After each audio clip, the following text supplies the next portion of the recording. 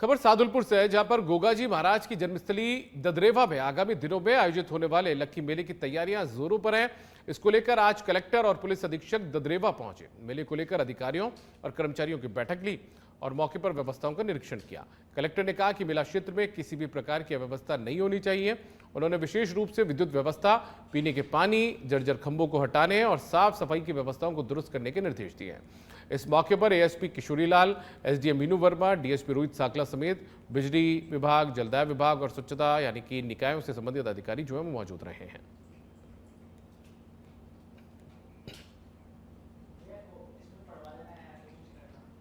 जो अभी आने वाले सावन अभी तक चालू हो चुका है इस बार, और भादव तक लगभग 2 सितंबर तक यहाँ पे मेला होने वाला है।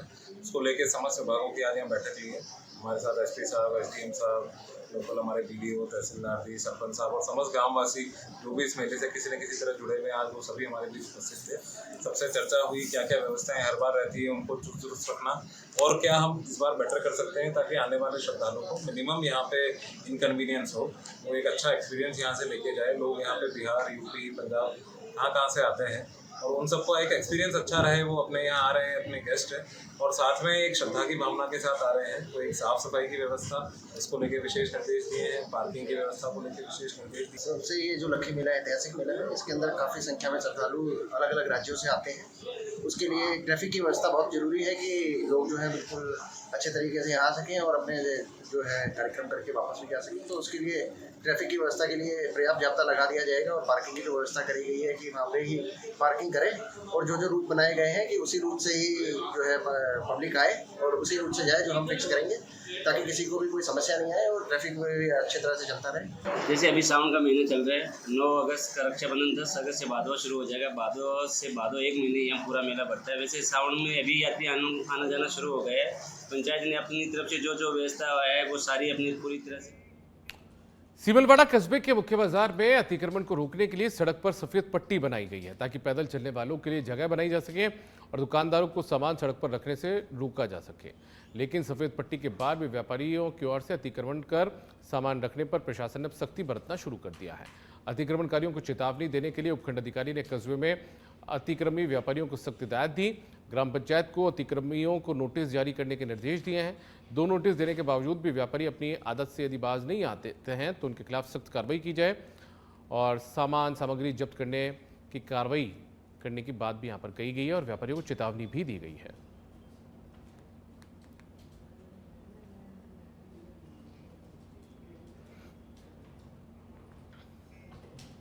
अब खबर सिरोही के आबू रोड से है। बड़ी खबर है, रीको पुलिस की अवैध शराब को लेकर कार्रवाई देखने को मिली है। यहां पर राजस्थान से गुजरात जा रहे कंटेनर से शराब का जखीरा बरामद किया गया है। मावल चौकी पर नाकेबंदी के दौरान यह कार्रवाई हुई है। इस दौरान कंटेनर से पंजाब निर्मित अंग्रेजी शराब के 644 कार्टन जब्त किए गए। कंटेनर में दवाइयों की आड़ में ये शराब की खेप छिपाकर रखी हुई थी, जिसे बरामद किया गया और इस शराब की अनुमानित कीमत जो है वो तकरीबन 60 लाख रुपए आंकी जा रही है। तो अमूमन गुजरात और राजस्थान का बॉर्डर का इलाका है ये सिरोही जिले के अंदर मावली चेकपोस्ट, और वहीं पर यह कार्रवाई जो है वो यहां पर की गई है।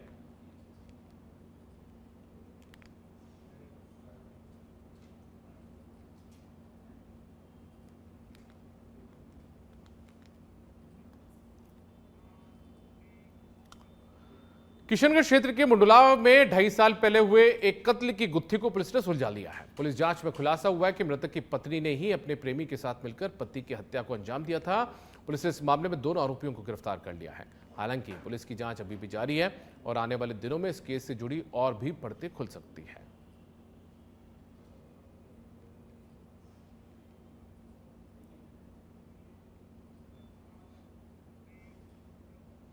खबर भरतपुर से है, जहां पंचायती राज मंत्रालय कर्मचारी संगठन की भुसावर उपशाखा के पदाधिकारियों ने मुख्यमंत्री भजनलाल शर्मा के नाम उपखंड अधिकारी कार्यालय में ज्ञापन सौंपा। ये ज्ञापन पंचायती राज संस्थाओं में कार्यरत मंत्रालय कर्मचारियों की सालों पुरानी मांगों को लेकर दिया गया।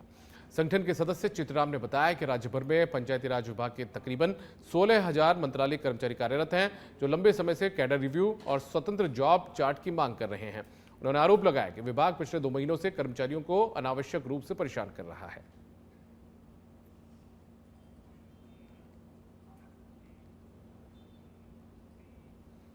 भरतपुर जिले के भुसावर कस्बे में देर रात बदमाशों ने वारदात को अंजाम दिया। बेखौफ बदमाशों ने घर के बाहर खड़ी एक कार के शीशे तोड़ दिए और मौके से फरार हो गए। ये घटना भुसावर छोकरवाड़ा रोड स्थित पुरानी ग्रामीण बैंक के पास की बताई जा रही है।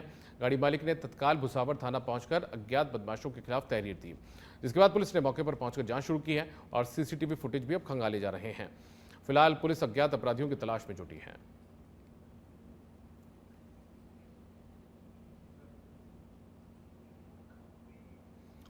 डूंगरपुर शहर के बोहरा समुदाय के एक परिवार का गुजरात के महसाणा शहर के पास दर्दनाक हादसा हुआ है, जिसमें एक बच्चे की मौत हो गई। वहीं 8 अन्य सदस्य गंभीर रूप से घायल हुए हैं।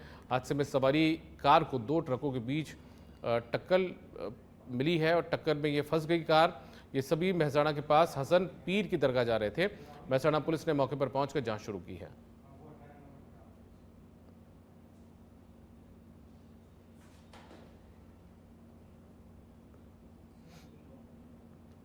तो गुजरात के महसाणा में ये हादसा हुआ, एक बच्चे की मौत इसमें हो गई है। तकरीबन 8 लोग इसके अंदर गंभीर रूप से घायल हुए हैं। डूंगरपुर का रहने वाला ये परिवार था।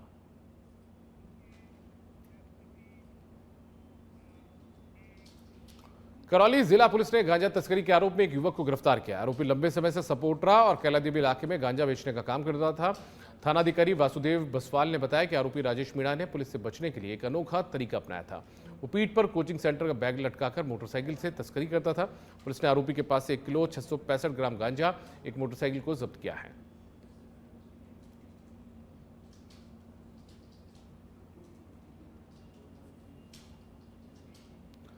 दौसा के नांगल राजवतान में पागल आवारा श्वान ने करीब 6.5 घंटे तक जमकर तांडव मचाया है। नांगल राजवतान में पागल श्वान ने करीब 1 दर्जन लोगों को हमला करके घायल कर दिया, जिससे गंभीर अवस्था में घायल 5 लोगों को जिला अस्पताल रेफर किया गया।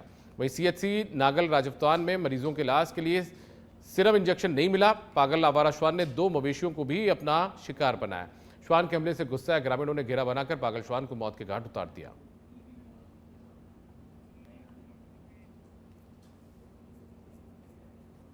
ने इतना आतंक कर रखा है जो पब्लिक को अधिक से अधिक परेशान कर रखा है। कल हमारे आंखें देखते हुए 5-7 को एक साथ एक्सीडेंट किया और एक्सीडेंट करने के बाद में पब्लिक ने भी काफ़ी संघर्ष किया और हमने उसका पीछाव करते हुए आज 5-7 पागल कुत्तों को हमने, कल उसने टच कर दिया था 5-7 कुत्तों को, तो आज हमने उनकी वैक्सीन लगवाया है। फिर वैक्सीन लगवाने के बाद में आज अखबार में आ गई, फिर भी यहाँ की प्रशासन ने किसी पब्लिक से ऐसे नहीं पूछा कि ये कैसे हुआ, इसको क्या किया जाए। अभी तक कोई प्रशासन की ओर से हमको कोई वह नहीं मिला लाभ। क्या कहना होगा कि प्रशासन किस तरह की कार्रवाई करे?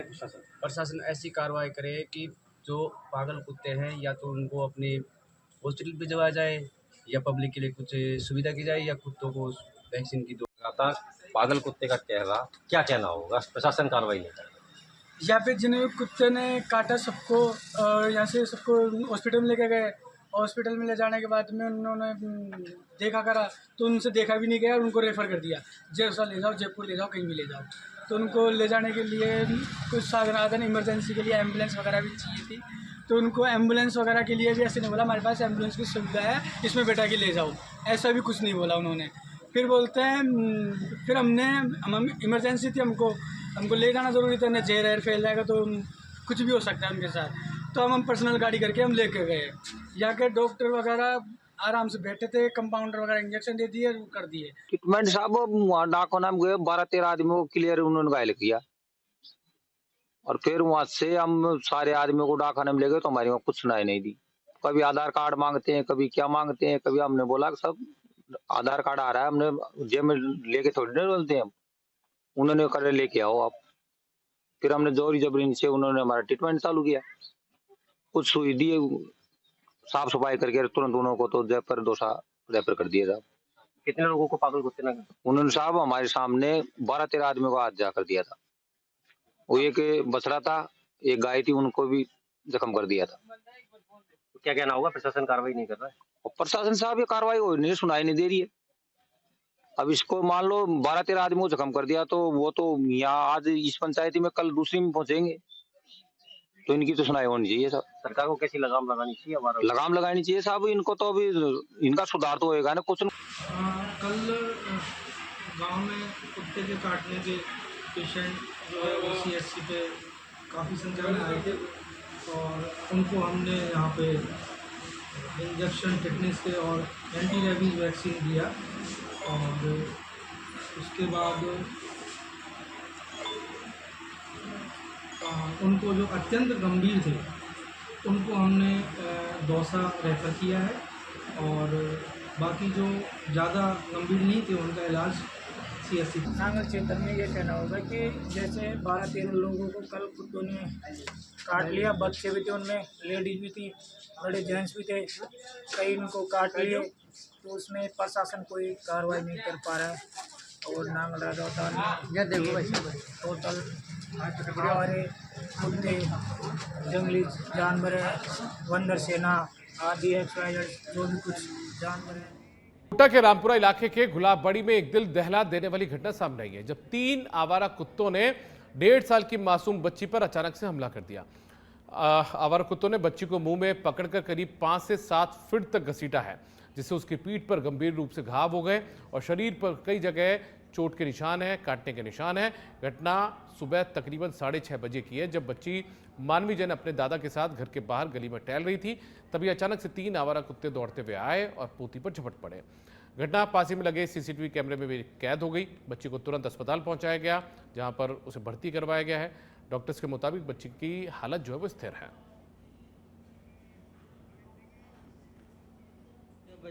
40 की समय की घटना है। मैं सामने बैठ के बच्ची खेल रही थी तो 2 से 3 कुत्ते बगे हुआ है, उसको बच्चे को उठा के ले गए और बहुत दूर तक उसको, जब मैं उसको पीछे करा तो बहुत दूर जाके उन्होंने सामने प्रमोद का मकान है और उसको छोड़ा।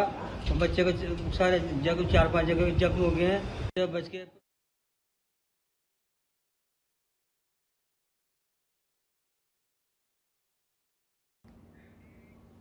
खबर श्रीगंगानगर से। यहां पर अज्ञात बदमाशों ने एक घर में लूट की है, बुजुर्ग महिला की गला घोंटकर हत्या कर दी। सूचना मिलने पर पुलिस मौके पर पहुंच रही। पुलिस ने आसपास के CCTV फुटेज खंगाले हैं। पुरानी आबादी थाना क्षेत्र में वार्ड नंबर 8 की पूरी घटना है।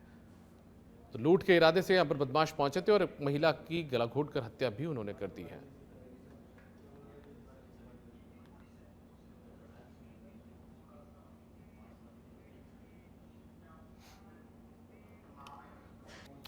राजस्थान कांग्रेस के अध्यक्ष गोविंद सिंह डोटासरा के 5 साल का कार्यकाल पूरा होने के मौके पर झोटवाड़ा विधानसभा के लोगों की ओर से अभिनंदन समारोह आयोजित किया गया, जहां पूर्व प्रदेश अध्यक्ष जो कि NSUI के हैं, उनके नेतृत्व में कार्यकर्ताओं की बहाली और कांग्रेस के संगठन को लेकर अभिषेक चौधरी से खास बातचीत की। राजस्थान प्रदेश कांग्रेस के अध्यक्ष के 5 साल पूरे होने के बाद आज जोटवाड़ा विधानसभा का परिवार आज यहां उनका अभिवादन करने पहुंचा और इस वक्त हमारे साथ NSUI के पूर्व प्रदेश अध्यक्ष और कांग्रेस के प्रत्याशी जोटवाड़ा से अभिषेक चौधरी हमारे साथ मौजूद हैं। उनसे थोड़ी बातचीत करने की कोशिश करेंगे कि किस तरह से आज वो यहाँ पहुँचे हैं। आज पूरा परिवार हज़ारों की संख्या में यहाँ पहुँचा, अध्यक्ष साहब का अभिवंदन किया है, किस तरह से देखते हैं? विधानसभा क्षेत्र जोटवाड़ा के समर्पित कांग्रेस जन आज आदरणीय अध्यक्ष जी को 5 साल कुशल नेतृत्व के पूरे होने पर अध्यक्ष जी का अभिनंदन करने आज यहाँ पहुँचे। और जिस प्रकार से अध्यक्ष जी ने संगठन को मजबूत करने के लिए जो प्रयोग किए हैं, जिस प्रकार से हर बूथ का BLA बन रहा है, हर बूथ की कार्यकारिणी बन रही है और 200 ही विधानसभाओं के ऊपर एक प्रभारी नियुक्त करके संगठन के कामकाज की प्रॉपर मॉनिटरिंग हो रही है, तो ये अपने आप में एक संगठन के लोगों में और जो व्यक्ति ज़मीन पर खड़ा होकर पार्टी के लिए काम करता है उसके लिए ये एक अपने आप में एक इनाम मिलने जैसा है। उसे बड़ी खुशी महसूस हो रही है कि भाई हम जो काम कर रहे हैं, हमारे काम को अब कम से कम कोई देखने वाला है, हमारे काम की कोई परख करने वाला है। इसीलिए सब लोग आज बड़ी खुशी से अध्यक्ष जी का अभिनंदन करने के लिए आए। कल आप जोधपुर में थे, हमने देखा कि NSUI का जो छात्र संघ चुनाव है उसको लेकर लगातार रोड पर आंदोलन कर रहा है। हनुमान जी थे उसमें, राम जी थे, तमाम जो भगवान है, आपने कहा कि भगवान से अब सरकार बनेगी इसलिए हमने इनको बुलाया है। देखिए, ये जो सरकार है और इस सरकार के जो मंत्री हैं वो खुद ये बात कह रहे हैं कि भाई हम भगवान भरोसे चल रहे हैं। उन्होंने खुद ने ये अपने उनके खुद के वक्तव्यों में कई बार बड़े बड़े मंचों से कहा है। तो हम तो बस जो उनका भगवान के प्रति जो भरोसा वो बताते हैं बस उसी को ही हम जांच रहे हैं। छात्रों ने अपने सारे प्रयास किए, छात्र अलग अलग तरह से पूरे प्रदेश में आंदोलनरत हैं और अब भगवान ने भी, सावन का सोमवार था तो स्वयं छात्रों ने, किसी ने महादेव जी का रूप धारण किया, किसी ने बजरंगबली का रूप धारण किया, किसी ने भगवान कृष्ण का रूप धारण किया और भगवान का रूप धारण करके छात्रों ने सरकार के नाम ज्ञापन सौंपे हैं जोधपुर में। तो ये थे हमारे साथ NSUI के पूर्व प्रदेश अध्यक्ष अभिषेक चौधरी, जिन्होंने हमें बताया कि किस तरह से ये अपने विधानसभा क्षेत्र के अंदर लगातार प्रयासरत हैं। कैमरा पर्सन हरिशंकर त्यागी के साथ राहुल जांगी, सच पे धड़क, जयपुर। प्रदेश के उप मुख्यमंत्री प्रेमचंद बैरवा 2 दिवसीय जैसलमेर के दौरे पर हैं। उप मुख्यमंत्री बैरवा ने बुधवार देर रात्रि जोधपुर से रामदेवरा पहुंचकर सपरिवार लोक देवता बाबा रामदेव के दर्शन कर विशेष पूजा अर्चना की। डेचू में रात्रि विश्राम के पश्चात गुरुवार सुबह जैसलमेर से लगती भारत पाक सीमा पर स्थित विख्यात शक्तिपीठ मातेश्वरी के दरबार में सपरिवार मत्था टेककर देश और प्रदेश में अमन, चैन और खुशहाली की कामना की। इस दौरान उन्होंने सीमा पर देश की रक्षा में तैनात सीमा सुरक्षा बल के जवानों से मुलाकात कर उनकी हौसला अफजाई भी की। इसके बाद मुख्यमंत्री प्रेमचंद बैरवा ने जैसलमेर के ट्रांसपोर्ट नगर चौराहे स्थित भाजपा कार्यालय पहुंचकर पार्टी पदाधिकारियों और कार्यकर्ताओं से मुलाकात की। साथ ही कार्यालय परिसर में हरियालो राजस्थान अभियान के तहत पौधारोपण कर प्रदेश को हरा भरा करने का या बनाने का संदेश दिया। महामहिम राज्यपाल जी के साथ हमारा दीक्षांत समारोह था जोधपुर में, और जोधपुर में कई कार्यक्रम, आयुर्वेदिक यूनिवर्सिटी में भी पौधारोपण का कार्यक्रम थे। हमारे माननीय मुख्यमंत्री जी का वृक्षारोपण महाअभियान चल रहा है, उसके तहत पौधारोपण का कार्यक्रम भी था। और उसके बाद में रामदेवरा जी के दर्शन हुए, आज तन्नोट माता के दर्शन किए और भारतीय जनता पार्टी कार्यालय में सभी कार्यकर्ताओं से मिले और वहाँ भी पौधारोपण का कार्यक्रम किया। इसी के तहत यहाँ आया था और निश्चित रूप से सभी से ये आह्वान करना चाहूँगा कि सभी इस अभियान में जुटे और एक रोजाना नहीं तो कम से कम महीने में 2-4 पेड़ तो इस मौसम में हर व्यक्ति लगाए, ताकि हमारा वातावरण शुद्ध हो, हमारा एनवायरनमेंट शुद्ध हो। जिस तरह से जो वातावरण दूषित हो रहा है, इसके लिए हमें पेड़ पौधे, हमारे यशस्वी प्रधानमंत्री नरेंद्र मोदी जी का ये आह्वान है और इस आह्वान को संकल्पित करते हुए हमारे यशस्वी मुख्यमंत्री भजनलाल शर्मा जी ने 11,000 पेड़ इस सीजन में लगाने के लिए कहा है। हम सबको मिलकर ये काम करना चाहिए। काम चल रहा है और उसके बाद में निश्चित रूप से माननीय यशस्वी मुख्यमंत्री जी और मंत्रिमंडल। जयपुर में सिंधी कैंप थाना पुलिस की कार्रवाई देखने को मिली है। यहां पर यात्री का मोबाइल चोरी करने वाले आरोपी को पुलिस ने गिरफ्तार कर लिया है। आरोपी के पास से मोबाइल फोन को बरामद किया गया है। आरोपी के पास से एक चाकू भी जब्त किया गया है। थानाधिकारी श्याम सुंदर ने इस कार्रवाई को अंजाम दिया। तो यात्री का मोबाइल चोरी करने वाले आरोपी को पुलिस ने गिरफ्तार कर लिया है। इस आरोपी के पास एक चाकू भी बरामद किया गया है। जयपुर की सिंधी कैंप थाना पुलिस ने यह कार्रवाई की है।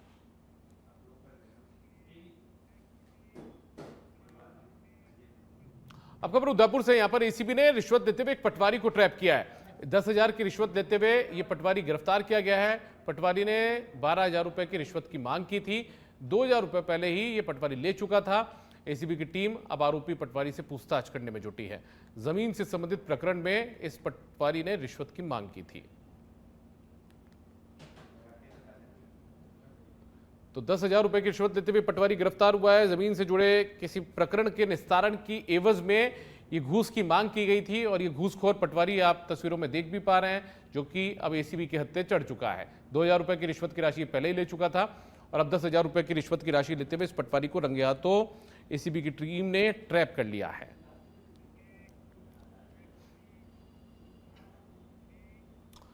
समरावता थप्पड़ कांड के 8 महीने बाद जेल से रिहा हुए नरेश मीणा ने जन क्रांति यात्रा की शुरुआत कामखेड़ा बालाजी धाम से की है। आज शाम को जन क्रांति यात्रा सांगोद विधानसभा क्षेत्र के बपावर कला कस्बे में पहुंची, जहां पर क्षेत्रीय जनता ने नरेश मीणा का भव्य स्वागत किया। साथ ही जनसभा का आयोजन भी किया।